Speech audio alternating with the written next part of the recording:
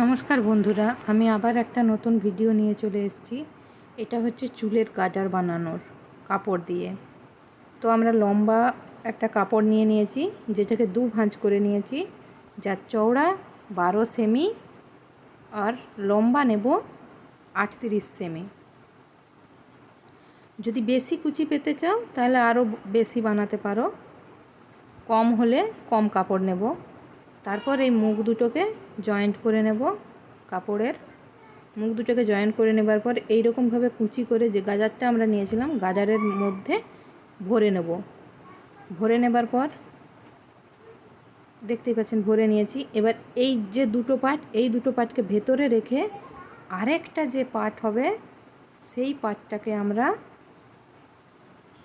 মিডিলে যে সেলাইটা করেছি ওই সেলাইটার সাথে ওই দিকের পার্টের সেলাইটাকে এইভাবে জয়েন্ট করব। আর ভেতরে যে কাপড়টা ঢুকালাম সেইটা যেন সেলাই না হয়, এটা আমাদের খেয়াল রাখতে হবে।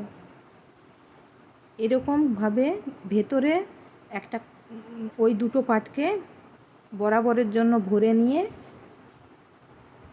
আর ওপরের দিকের এই দুটো পার্টকে মানে উল্টো দিকেই সেলাইটা কিন্তু উল্টো দিকেই হবে। ভেতরের দিকে একটা পার্ট যেটা রয়ে যাচ্ছে সেটা রয়ে যাবে, কিন্তু যেটা আমরা সেলাই করছি ওটা উল্টো দিকেই করছি।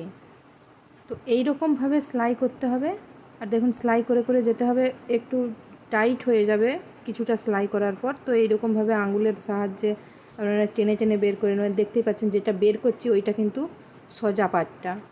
তো ওই পার্টটাকে কোনো রকমভাবেই সেলাই হতে দেওয়া চলবে না। বেশ ভালো করে সুন্দর করে ভেতরে ঢুকিয়ে আমাদেরকে এই বাইরের দুটো অংশকে ভালো করে সেলাই করতে হবে। পুরোটা যখন সেলাই হয়ে আসবে খানিকটা আমরা ছেড়ে দেব, যাতে আমরা ওই ভেতরের অংশটাকে বের করতে পারি। দেখতে পাচ্ছি আমার সেলাই শেষ হয়ে এসেছে।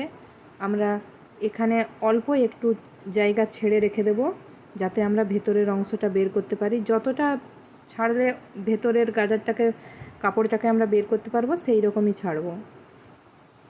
তো ছেড়ে দেওয়ার পর এই যে দেখতে পাচ্ছেন আমি অল্প একটু জায়গা ছেড়ে নিয়েছি। এবার এইটার মধ্যে থেকে গাজারটাকে পুরো বের করে নেব টেনে টেনে।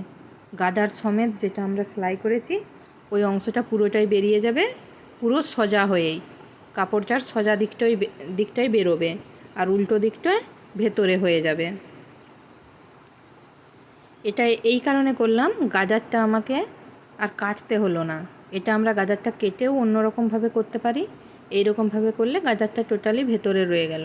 আর যে ফাঁকা অংশটা আছে ওটা আমরা ছুঁচ সুতোর সাহায্যে ক্রস জিগজ্যাগ যা বলতে পারেন, যেমনভাবে সেলাই করলে আপনাদের সুবিধা হবে সেই রকমভাবে করে নিতে পারেন। আপনারা আমার মতনও করতে পারেন সেলাইটা। এইরকমভাবে সেলাই করে পুরো যতটা কাটা অংশ আছে সেই কাটা অংশটাকে ভরে নেব। এই রকমভাবে সেলাই করলে বোঝা যাবে না যে আমি সেলাই করেছি। এটা অনেকে এরকমভাবে হাতেও পরে ব্যবহার করে আমার দেখা।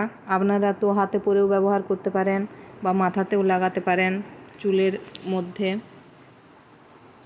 ভিডিওটা ভালো লাগলে লাইক শেয়ার কমেন্ট করবেন, সাবস্ক্রাইব করতে ভুলবেন না। আরও নতুন নতুন ভিডিও পেতে আমার চ্যানেলটাকে সাবস্ক্রাইব করুন।